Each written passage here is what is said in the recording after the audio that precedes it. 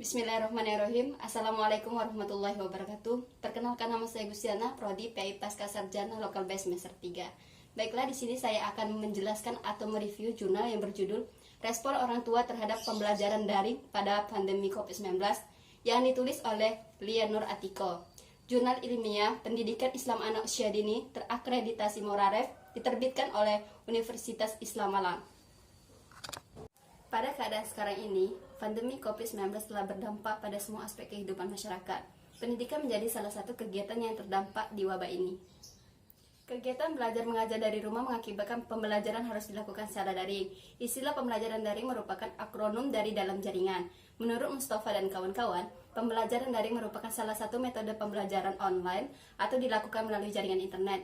Meski terlihat menyenangkan, ternyata pembelajaran daring yang dilaksanakan di rumah bukanlah sesuatu hal yang mudah. Selama pembelajaran di rumah, siswa banyak mendapatkan tugas, belum lagi peran orang tua.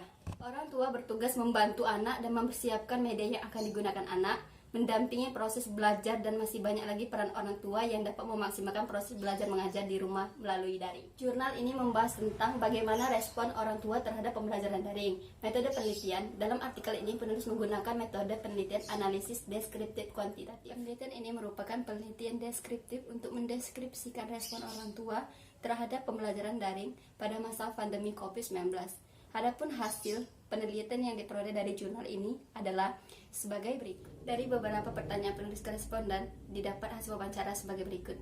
Pertanyaan pertama mendapatkan skor sebesar 98% dengan kategori sangat positif. Orang tua setuju bahwa pembelajaran daring pada masa pandemi COVID-19 dapat membuat mereka semakin kompak dengan anaknya. Kedua, didapat persentase sebesar 100%.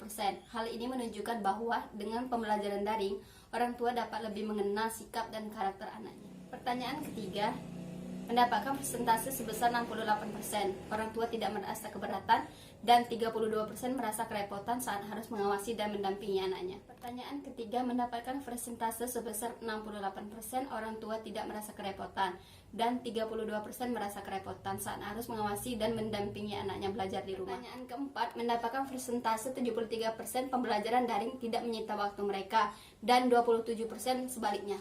Pertanyaan kelima mendapatkan presentasi positif sebesar 84%. Artinya bahwa pembelajaran daring tidak mengganggu aktivitas orang tua.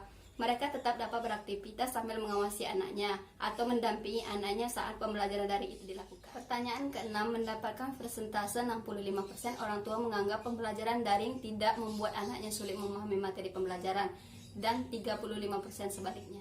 Pertanyaan terakhir mendapatkan persentase 51%. Orang tua merespon bahwa pembelajaran dapat membuat anaknya semakin belajar dan 49% sebaliknya.